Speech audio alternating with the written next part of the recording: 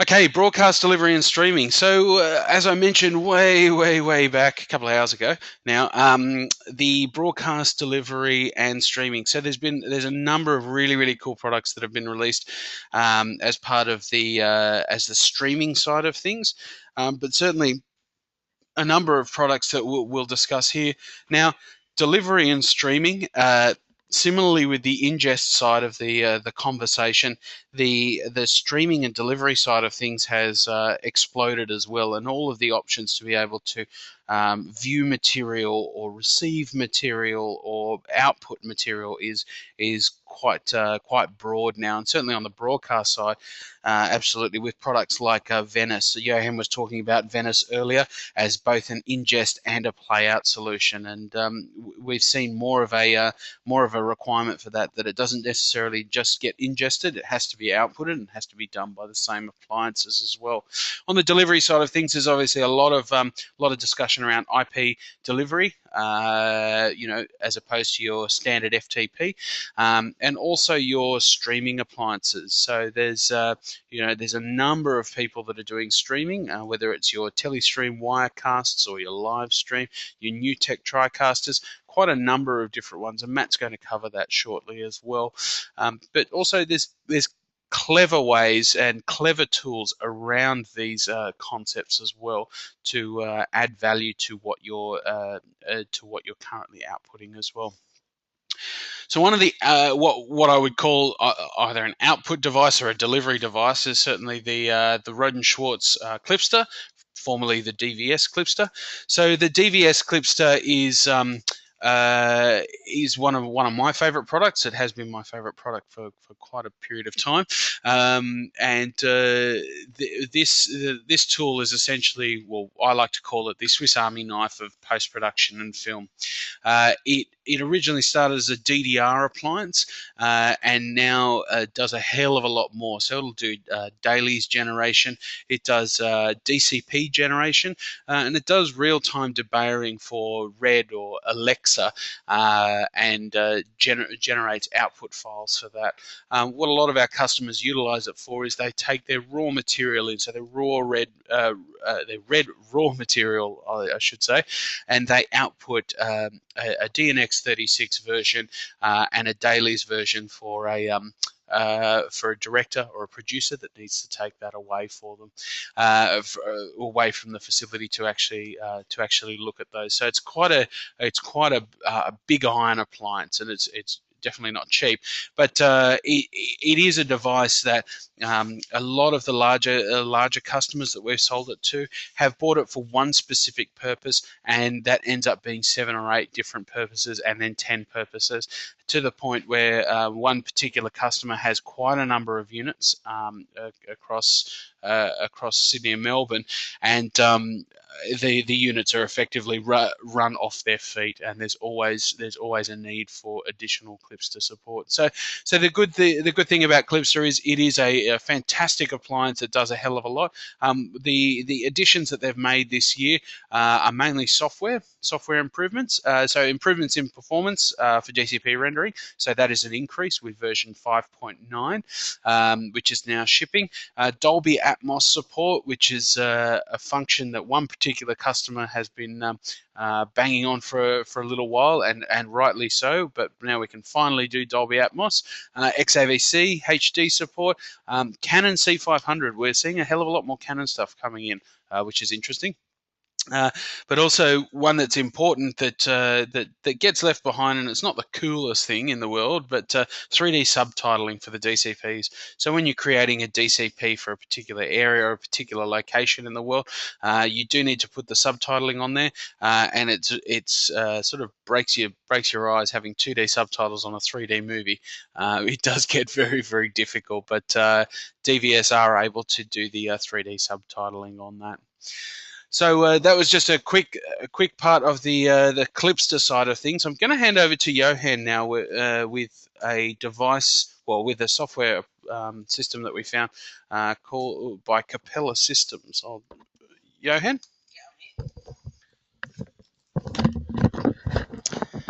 Hey there, it's almost the end of the day. If you're still there, you've stuck around for a long time, so congratulations. So this is one of the ones we found at NAB, which is kind of new. So Capella are a group of developers who used to work on Rosette for, I think it was Grass Valley. So they used to make, for years and years and years, they've been working on very high level encoders. Anyway, since then they've created a company, Capella, and they've produced a whole bunch of applications, which they call Cambria. So there's basically Cambria Live, which is basically a streaming encoder. There's Cambria Live Studio, which is mixing and a studio. So then there's Cambria Live Broadcasts, which is the one I'm going to talk about, which is basically streaming. It's really streaming for broadcasters. So I'll get to that in a bit. And then there's File Convert, which is transcoding, which is obviously what they what these guys started off doing. And they've got their Capture, which is their direct to disk and transcoding. So I think the thing to say is really these guys started off from a very, very, very good position. They've been developing this stuff for a long time. Their products, they don't seem to sell them like pre-packaged, off the shelf kind of things. They tend to want to work with the end users. So as far as their ingesting goes and their transcoding goes, they won't just sell you the product and say, here you go, off you run and do it. They'll go, here you go, this is where we start, what are we trying to do? And we'll actually try and work with you to make all the transcodes that you have to do for your facility, be it on an enterprise level, work for you. Because I think a few people out there have probably had experiences where you might get a 2RU server that's got some software on it that you've looked down the list of specs and it says, yep, I can transcode A into B. But I think these guys look at it from a more technical point of view. They know that it's not that easy, and that you really, to get those giant workflows going for transcoding, you really need a bit of one-on-one help. Anyway, what I want to talk to you about is Cambria Live Broadcast, which is probably one of the coolest things I saw at NAB this year. Basically, what it does is it's a streaming tool. So you're feeding it a baseband signal from anywhere in a television station or anywhere. If you're streaming live, you're getting that signal from somewhere, be it a programming signal. Now, with traditional terrestrial programming, obviously you've got the programming coming through, and you've also got commercial breaks. So if you're sending that signal online, what you're going to want to do is, if you're sending it to YouTube, or you're sending it to your own through your own CDN to stream on your own company's website, you want to send that through. But the advertisers who have paid for spots on television haven't necessarily paid for spots online. So what you are probably going to want to do is either one, put promos in there where their commercials are playing on free to air, put your promos in or bits and pieces in, or sell other commercials. So you might have other companies who are saying, no, well, we'll take spots on online, because you've got 20 people streaming or 50,000 people streaming this particular show. We'll pay for spots, so we'll buy the commercial breaks online rather than just buying the ones that are competing for the free to air ones. So it's it's a way of adding an extra avenue for revenue as far as broadcasters are concerned. The way that it does that is it basically uses Q tones. So all the broadcasters are pretty much used to using the tones that, if you're sending a feed from overseas and it's a live feed, the guys overseas have got their own commercial breaks so that an Australian market can put their own commercial breaks. That there are basically Q tones that automate those servers to play.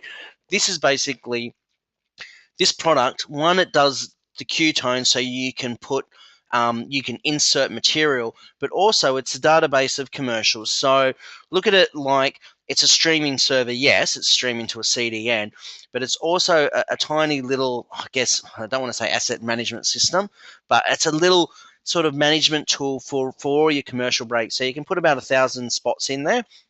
And then you can schedule breaks. So you can have break 1 and it's going to be 3 minutes. And you sit there and you pick your spots and you queue them up into a break. And then you do the second break and you queue them up. And I'll show you what that looks like in a minute. On the left here, there are your different ad breaks. And I don't think it really shows. Basically, there's another screen in the center where you actually schedule those breaks. So you drop 1, 2, 3, 4 breaks in at a time. So once you've got that, you start your program and basically it'll automatically dump those commercials in for you. It sounds quite simple, and it is, but I think it's perfect for monetizing that market at the moment. So there is a lot of online advertising. Most of it's banners, most of it's whatever. And obviously, YouTube put a commercial in right at the start of your show. This will also let you, I should say, also does Google ad insertion as well. So those tones work, and the way that it's set up is so that you can do Google ads as well, right? So it's another way of monetizing if you want to. Definitely, these guys are really, obviously they've got the background for what they're doing quite well. And I think this one particular product, it's really just software and a Kona card, and you put it on your own server and run it, and it's not an excessive amount of money. I think for what it does, it's really simple, elegant, and one of the best of breed products that I've seen at the show this year. Anyway, I will move on. And next we're going to talk about One Beyond. So Matt Wood wants to talk about that. He's not in the room at this very... Oh, here he comes. Come on, trot along. All right. Thank you, everyone. I'll just pass you along now. All right, I'm back. I just had a customer pull me aside and wanted to give me money, so I wasn't going to say no. Now we're going to talk about One Beyond briefly, and their Stream Machine, which is kind of like a studio in a box, and starts at just under $7,000. It's a small portable form factor which uses Telestream Wirecast software and a Matrox I/O card with 4 SDI inputs. You can operate it with a keyboard and monitor, or even use an iPad, which is pretty cool. The Stream Machine can record 4 sources at very high quality, as well as your program out. And now it records onto a removable storage. So at the end of the event, you can pull out your storage and have your entire event on an eSATA drive. The user interface and software can preview your 4 live inputs. And beside that, you have your switching application. You have the ability to overlay graphics and do titling, or load still images and pre-recorded video files. And you can also bring in Skype video or any desktop screen sitting on your network. Setting up a stream is really, really easy. There are a number of presets, including Flash, YouTube, QuickTime, Windows Media, just to name a few. And one of the things about this product is it's not just limited to one service. For destinations, you have a number of CDNs, or content delivery networks. With that, you can broadcast and record simultaneously to disk. Well, I guess one of the greatest challenges when implementing a streaming system is choosing the right gear. With a lack of affordable, professional quality HD SDI cameras on the market, many consumers need to purchase costly HD to SDI converters and use consumer level cameras. For this reason, One Beyond has designed what I think is a really affordable professional HD SDI camera, and you can see that sort of your bottom right of your screen.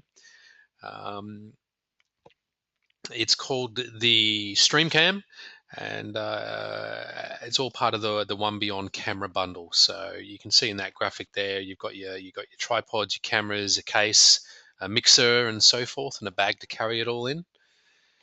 And with the Stream Machine of your choice, or use an existing system, you can have a complete package that includes 4 HD SDI cameras, 4 tripods, audio mixer, SDI field monitor, cables, everything you need ready to go.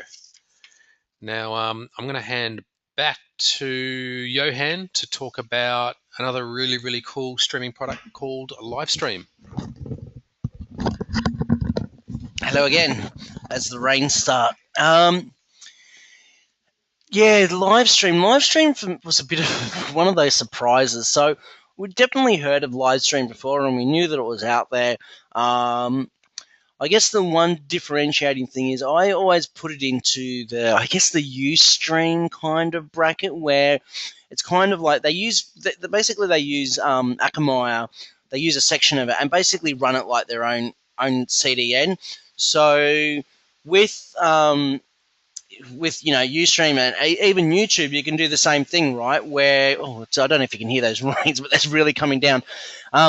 With YouTube, basically, you can, if you've got a streaming device, like be it a TriCast or one of those Beyond devices as such, you just put in the RTP address or whatever it is, and you can stream to it, and it's basically then you can take that and embed that into your Facebook or to wherever it is you want to stream to.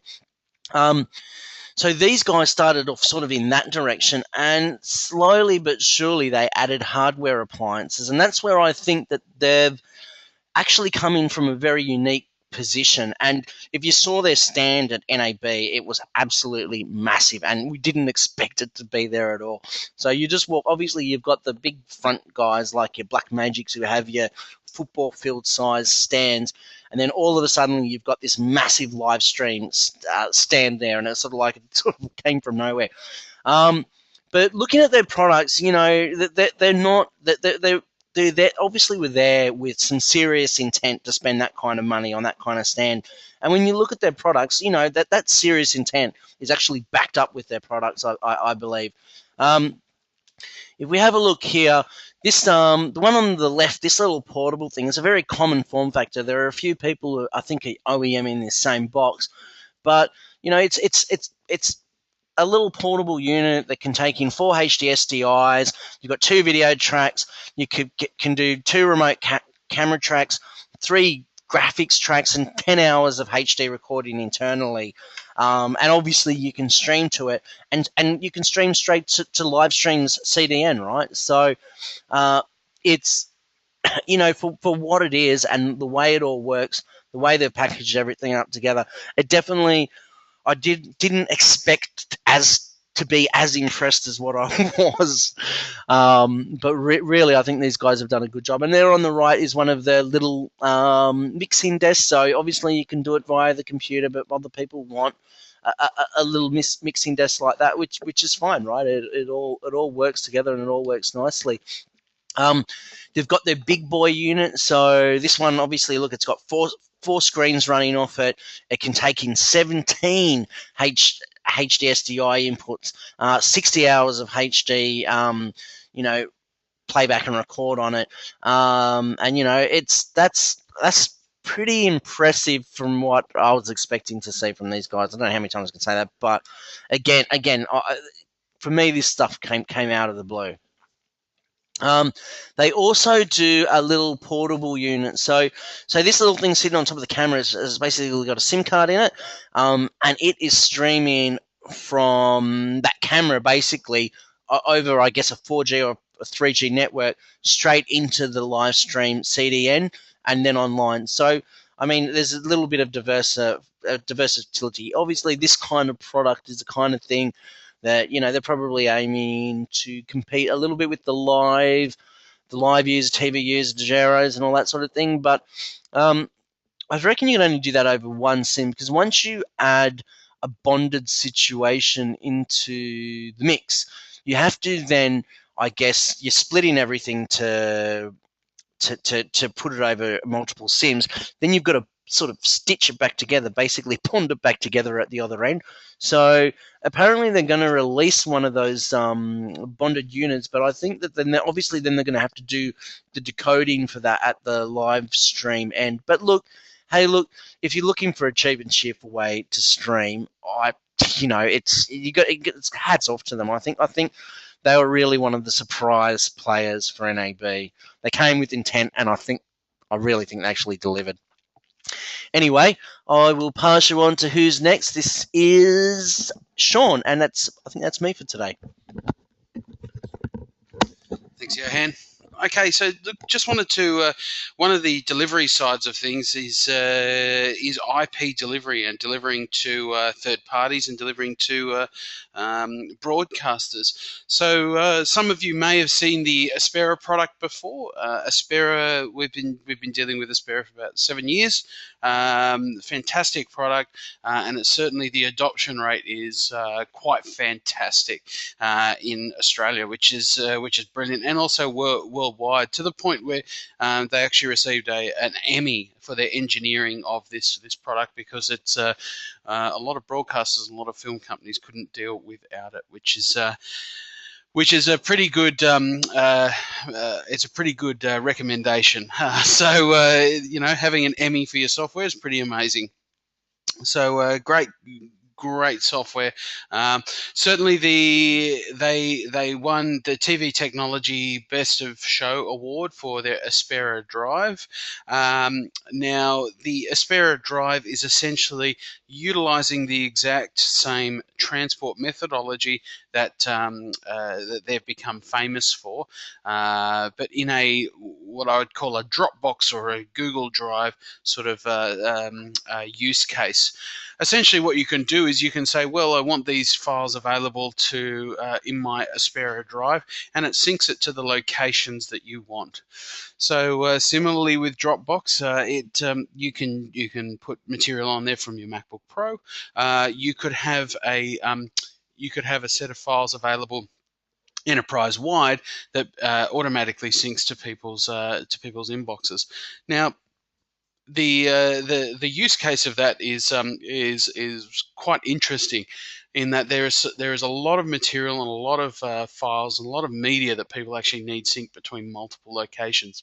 So from a user level, but also from a server-based level as well. So keeping everything in sync and keeping changes in sync is quite fantastic. But I guess the critical element of that is as well, on the back end, you still have that high acceleration that Aspera utilize and Aspera have written and patented as well. So very, very high speed syncing as well. So being able to keep all of your clients in sync is absolutely fantastic. So we've been waiting for this for quite a while. We knew it was on the development track for about 18 months. A number of customers have requested it, and it is being delivered now, which is absolutely fantastic. So that's for the people that know the Aspera side of things. What I want to do is just jump into the what the topology looks like at the moment. And funnily enough, the topology doesn't include Aspera Drive on there. It only includes the Aspera shares. But just to give people an idea of what what Aspera does, for those that haven't utilized it before, essentially Aspera is a file transfer protocol that pushes content from A to B at an incredibly high speed.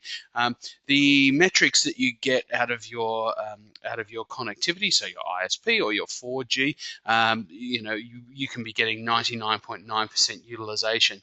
Standard FTP and standard UDP protocols generally only give you between 30 and 45% of bandwidth utilization of your connection, and it doesn't always necessarily have a resume function in it, or it's not necessarily secure.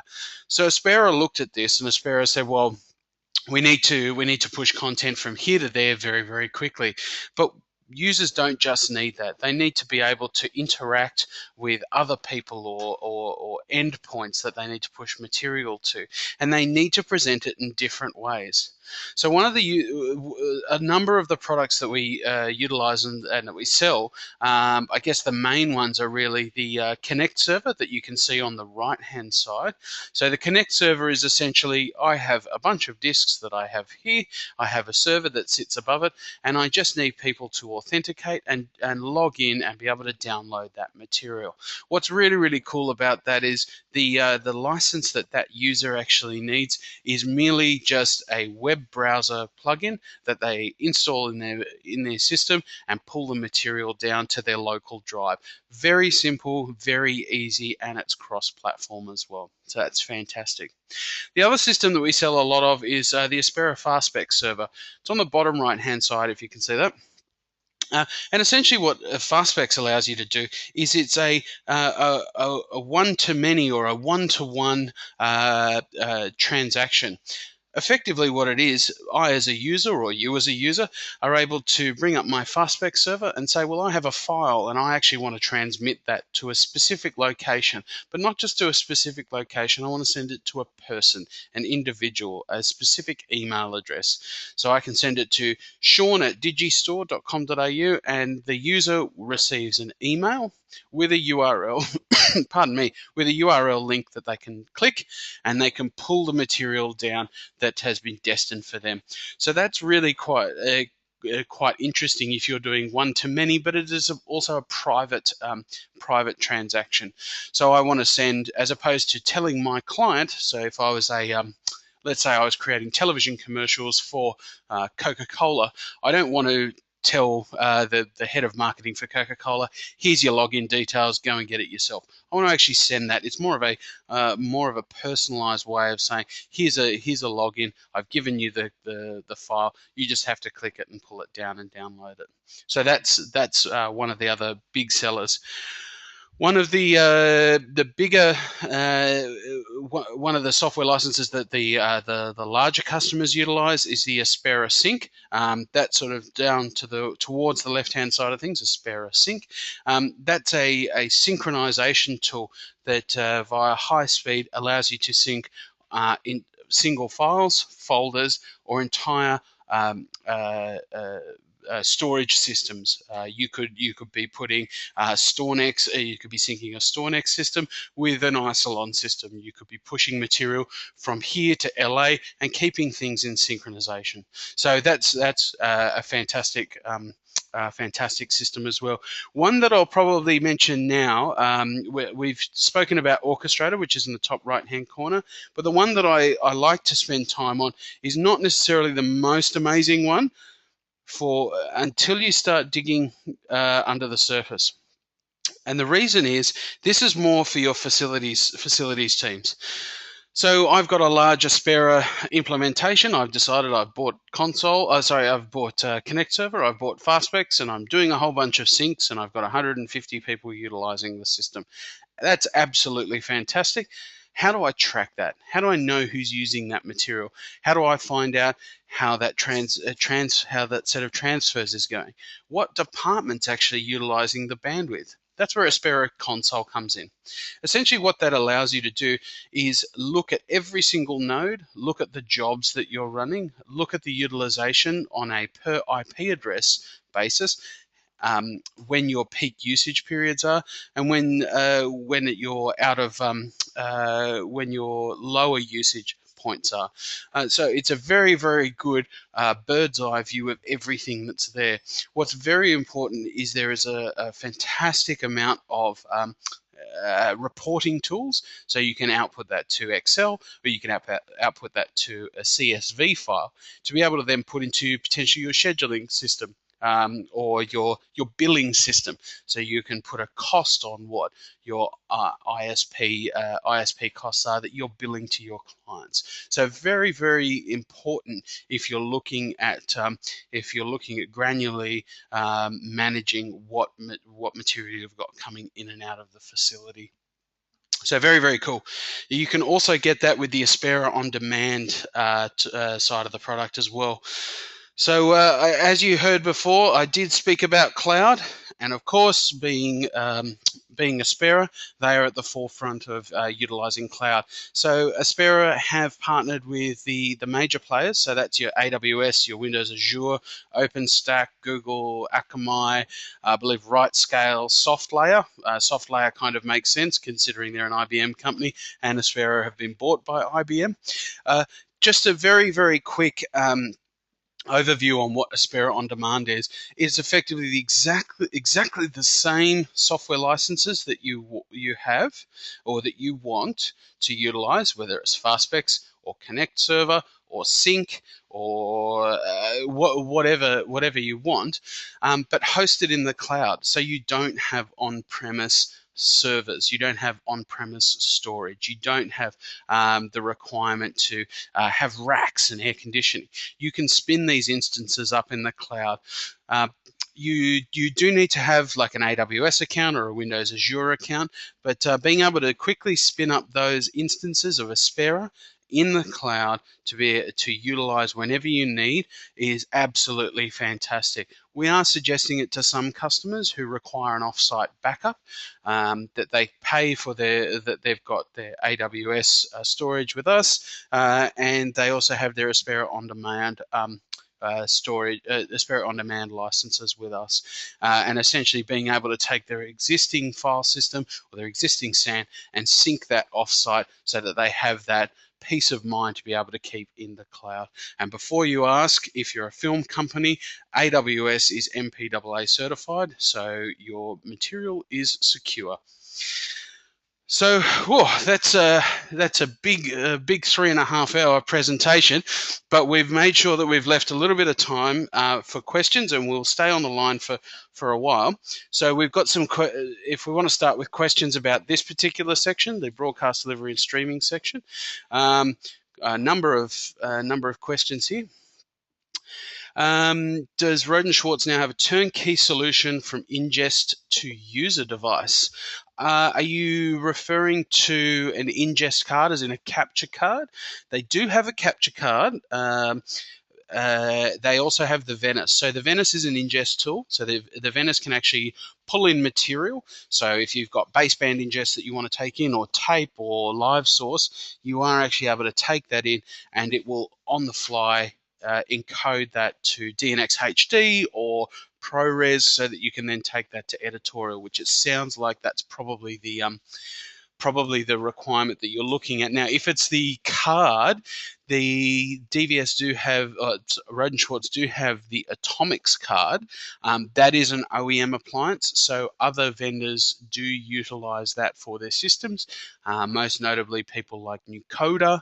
I believe Nucoda use it, but they also have that in their Phoenix restoration package as well.